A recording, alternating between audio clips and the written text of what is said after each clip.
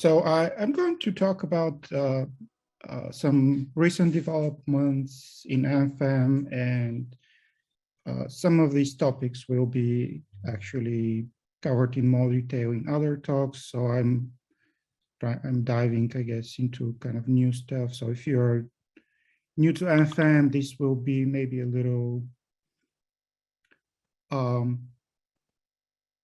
ahead of the basic stuff, that what MFEM is and so on. But maybe for people who have some knowledge of MFEM, this might be of interest. And I think can be of general interest as well, of course. So, okay, let me see. Okay, so this is an overview slide, and a lot of this was already covered by Tanya. I wanted to highlight only maybe a few things here. So one thing that we are, I think he didn't mention, is support for many different types of meshes. So we support triangular, quadrilateral, tetrahedral, prisms, hexes, and recently added support for pyramids, at least low order spaces on pyramids. As he mentioned, a lot of all the spaces in a drum sequence, refinement, NURBS, various discretization methods, Galerkin, DG, DPG, isogeometric linked to NURBS geometries, a lot of solvers, linear, nonlinear, time stepping, and a lot of integrations with external libraries that people are familiar with, like to use. The expert knowledge that is available through those libraries, and we do provide these connections in a way that's maybe a bit easier to connect to MFEM compared to trying to build this connection yourself between MFEM, say, and sundials. So here is a picture that Sanya showed. I just wanted to highlight a few things. So HYPRE is a core requirement for us, and it's also developed in the same part of the lab where MFEM is developed. So we work closely with the HYPRE team. So for the parallel build, that's the only required dependency, really. We also have PETSc capability that was developed mainly by Stefano Zampini, who is in KAUST. Sundials, this is also another library developed at Livermore, so we could provide integration. Strong package from Lawrence Berkeley, same as SuperLU. These are sparse direct solvers or approximate. SLEPSys, Eigensolver, and some libraries that we also have direct connections that are not depicted here. This is GSLib, something that was developed by the NEC team, and now we can also make use of that to do connection interpolations between different meshes. Performance portability, a library like OCA, which is something that we can also use in MFEM directly. libCEED, I'll mention that as well later.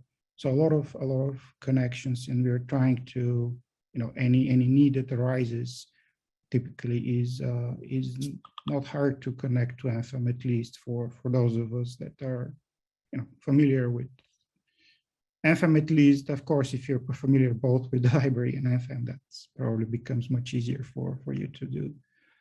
So some connections to other projects that I believe Sanya maybe mentioned as well.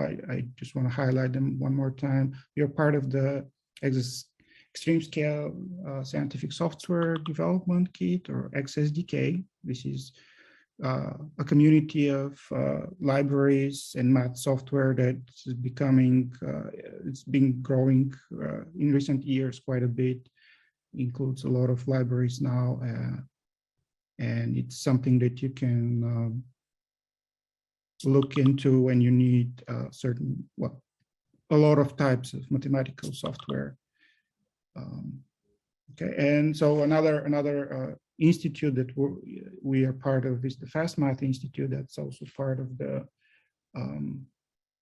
Department of Energy's Office of Science. What is that? Department or and we are engaged with other projects, also part of the Department of Energy, like SciDAC projects, and I've listed here some of the projects related to tokamak simulations, so the RF, SciDAC, and TDS. Okay, so here, let me give you some summary here of some of the new features. So one of the main features in the latest release has been adding support for HYPRE preconditioners, HYPRE running on GPUs, and specifically CUDA. So that required some development and testing and a lot of synchronizations with the HYPRE team, but I think we have it in a form that's should be quite easy to use. And I'll show some highlights in a moment about that. So this was also added recently by Stefano. He's using the GPU-enabled PETSc builds, and he also extended the MFEM support for that. If you want to use PETSc, that's available. A big topic for us has been the mesh optimization for well, various applications, and an important step for us was implementing this on GPU, which is crucial for the new machines. Well, not so new anymore in Livermore, but you know, the main workhorse for big simulations done at the lab. Memory management improvement. This is an ongoing process. We are, you know, basically extending and improving the support in the memory manager for various scenarios and extensions that were not used previously, or they had uncovered certain issues. So it's an ongoing process of polishing and maintaining and extending the features of the memory management. So another feature is support for the current #1 supercomputer in the world, the Fugaku system in Japan. So support for the A64FX processors. Mainly, this is focused on adding support for their intrinsics. Another practical aspect that was important for us was this high order, low order refined transfer of data and solutions. So this is a main tool for us for coupling new methods that are developed for use high order and coupling with existing libraries and methods, which are mostly developed for low order, so linear meshes, maybe finite volume type methods, things like that. So this is something that's also kind of a new area for us. It's still just in serial support for P and HP-refinement. So there is some support for that now. It's not a primary goal for us yet, but it is functional and could be quite useful if you're not still in the area where you need really parallel support for that. So improved libCEED integration. This is one of our integrations with the libCEED library. There are a bunch of improvements there, and I'll mention a bit more detail after a few slides. Okay, so let's see. Okay, so HYPRE on GPUs. So basically, I wanted to highlight there are various ways you can build and run MFEM here. So you can build without CUDA. So then you can only use the CPU. And in that case, you can use it with HYPRE without CUDA. So you cannot use it. If HYPRE was built with CUDA, and FM without CUDA, we cannot interoperate. So this is the only no here in this table. However, if you build with CUDA, you can use still the CPU device. This is the runtime selection that Tanya also mentioned. You can do CPU or you can use CUDA. For example, these options are, you can use them in example 1. And in both cases, you can either use the HYPRE version without CUDA or with CUDA, and they all should work. And this is true for almost all examples. Of course, some of them don't have this option, support for this option, but they still can work in the other, in the way they are written with both of these. And there are a few exceptions which we haven't still worked out what is the reason for failing, or just maybe don't make sense in that setting. So of course, when you have this flexibility, data can be moved between host and device, so you have to be careful. So maybe the algorithm is not available on GPU, or you're just running in a combination that requires data movement. But a lot of that could be still useful for development purposes, just to, I mean, ideally, you can build without CUDA at all and just develop for CPU. And then ideally, you can just use that code to run on the GPU by building HYPRE with CUDA and FM with CUDA and just running it without modifications. Of course, there always could be issues. This is relatively new capability, and if you run into issues, please let us know. So one note, if you're doing that, you can should be aware that CPU and GPUs use different solver options, so you may see differences in like iteration counts, for example, in iterative solvers. And if you want to be sure that there is no unnecessary host device transfers, this is one of the main things that you start looking at when you transition to GPU code. If you want to look for that, the visual profiler by NVIDIA, I found it's very, very useful. It shows you any transfers that happen, and you can then think of your algorithm and see, okay, they're not necessary. How can I remove them? And then, of course, optimizing kernels. That's GPU kernels. That's could be a next step in this kind of developments. So another thing I wanted to highlight are the higher order, lower order solution transfers. So on the left, I have a high order mesh with a high order field. And what we want to do is we want to take that data and refine it. So in some sense, we don't lose too much information. So if you have some number of degrees of freedom, you want to have similar number of degrees of freedom here. And you have a freedom here. You can go down to linear mesh, or you can go down to even maybe quadratic mesh only, or you can do linears. In the picture, I'm showing piecewise constant solution representation, but there are various combinations you can do. And one thing that you can also do is you can control whether you want like a uniform refinement in each element, or the refinement that's illustrated here, which is based on Gauss-Lobato points. So these are options that you can control. And as I mentioned earlier, this is useful for connecting with low order codes and existing software. And there are two options for doing the transfer from higher to low order based on interpolation or on L2 projection. And using L2 projection has added benefit of conservation. It's conservative under certain conditions. And the main idea that we use for defining the reverse operator going from low order to high order is that we want to define it so that basically going from here to the low order and back, we recover what we started with. And for that to work, there are certain conditions, and basically we want to define an operator that has this left inverse property, and that's it. Using that property as a design point leads to some nice features overall. And you can look at this demo in the mini apps tools directory that kind of illustrates this the use of these tools that we added in FM.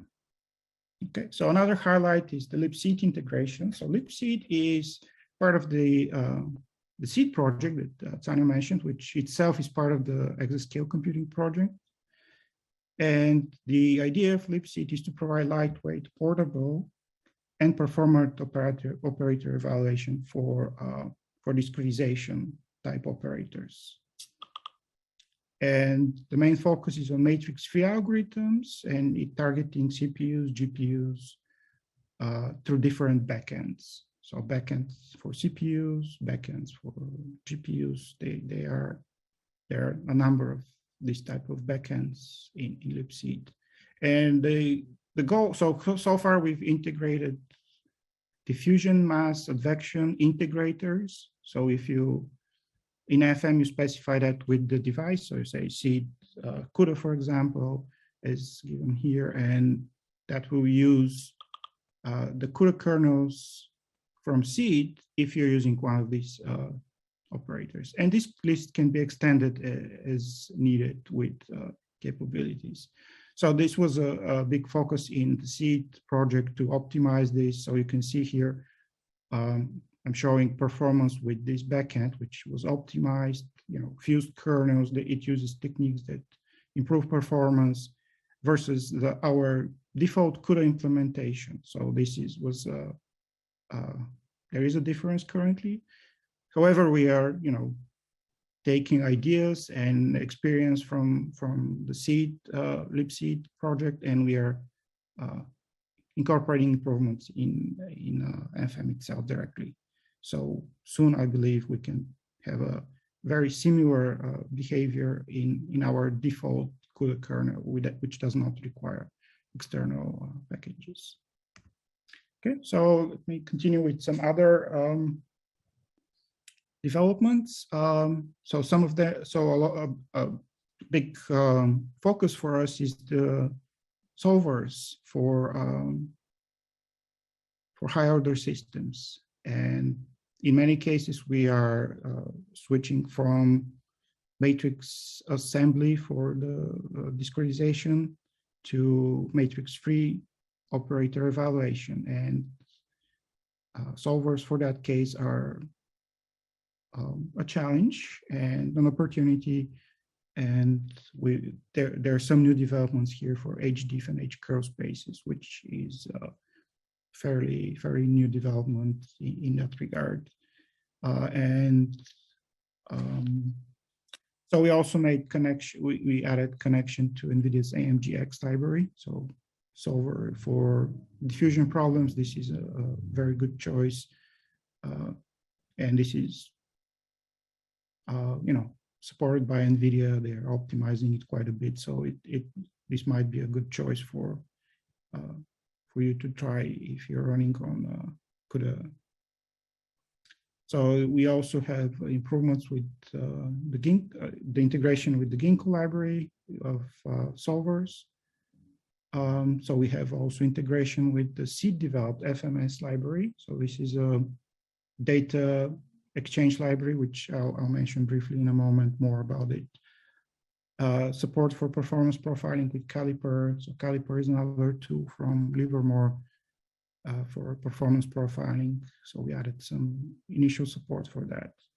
And a lot of improvements in testing and testing on Livermore machines so that we know FM is ready to be used on a number of the machines in Livermore. So a highlight about the solvers. So this is, again, we have a high order mesh, high order operator, high order space and solutions. And in this case, we want to map this operator to a low order refined mesh like this, for example. But the goal here is to use that as an auxiliary space so that to build preconditioners. So basically on the left, we have, okay, this is expensive to assemble, so we want to avoid that. So let's use matrix free. This makes actually things run faster, be more memory efficient. And of course, always high order means higher accuracy. And of course, these matrix free algorithms, they're suitable for both CPU and GPU. And for CPUs, they've been used for many years in sort of packages like NEC. So the idea is, this is an old idea, of course. It's been around for decades now. It's known as the FEM-SEM preconditioner. And it consists of the same. So you define a mesh and a space, and define it so that you have the same number of degrees of freedom as your on higher order mesh and space. So you assemble this operator on this mesh and space, e.g., for example, is a HYPRE parse-CSR format, and it's much sparser. So the footprint is much smaller than the operator that you would get here if you assemble it, and sort of the cost per degree of freedom is much more controlled, even though you have the operator explicitly. And you need the operator explicitly for many of the preconditioners that are available right now. For example, in HYPRE. In HYPRE, you have to have the matrix. So that's why we build essentially a sparser version of the higher order operator that we can use for preconditioner. So we build a preconditioner for this operator, but use it to precondition the higher order operator. And this is something that it's a hot topic for us, and there will be a talk focused on this later today. So a quick highlight about FMS. So FMS is the library that we decided to develop, where the idea is we have one format and memory representation. Really, it started as just interface to represent meshes and fields in memory, focused on high order finite element data and supporting all types of finite element spaces. So it's sort of focused more on finite elements, and it's very, the idea is to use it for data exchange with other libraries, for file IO, and file IO, maybe visualization. So this is now supported in MFEM. So it's version 0.2, so it's not feature complete, and it's not fully ready, but it has provided some capability. And the important capability that was added in 0.2 was file IO support. So the basic file format is YAML-like ASCII format, and more advanced options are available when you build with the conduit library. So in that case, you can do JSON, YAML, or this type HDF5 binary format. And this input is supported in Visit, in newer versions of Visit. And this is the website for FMS. And so if you're interested in using different packages to exchange data between them, and this is high order data or special finite element space type data, FMS might be a good fit for you to use. So other developments. So one constraint that we've had for some time is that if you want to use high order HCurve elements on tetrahedral meshes, you have to basically refine the mesh as much as you want, and then you have to call a function to reorient your TETs in a certain way, so we can define easily these high order HCurve elements. So this has been restriction. So you cannot, for example, continue to do refinement or local refinement in that scenario. So this is something that was a restriction that was lifted recently, and it required some addition to the MFEM infrastructure to support that. So as I mentioned earlier, maybe pyramid elements and all types of low order finite element spaces on them are available for now, and we are planning on adding the arbitrary order versions soon.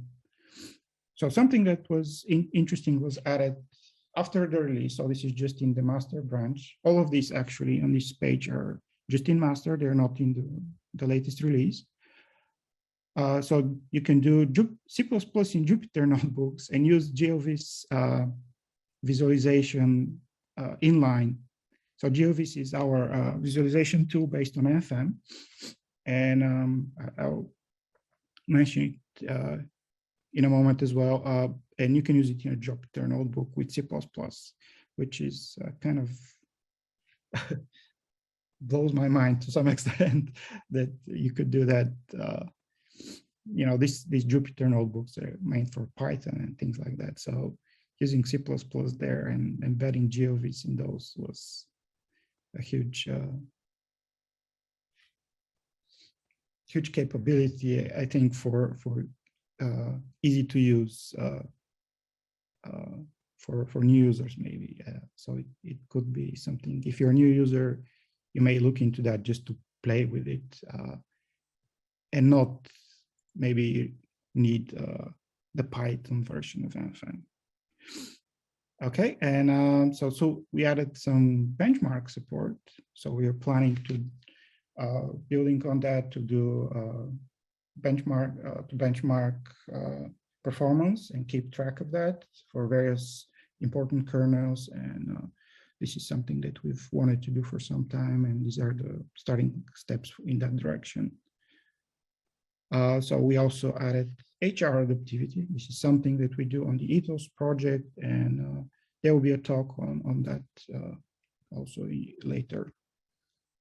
So how am I doing on time? Unfortunately, I don't see the clock here. Just a couple minutes left.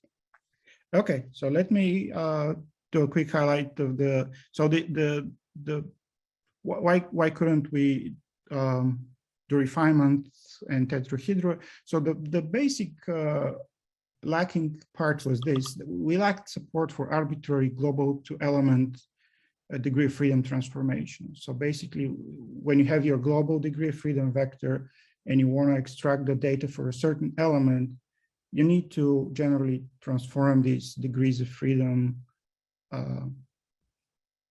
in a more general way than what we supported. So what we supported was this, and it's still the most common type of transformation that is needed is permutation plus optional sign flip of the DOF.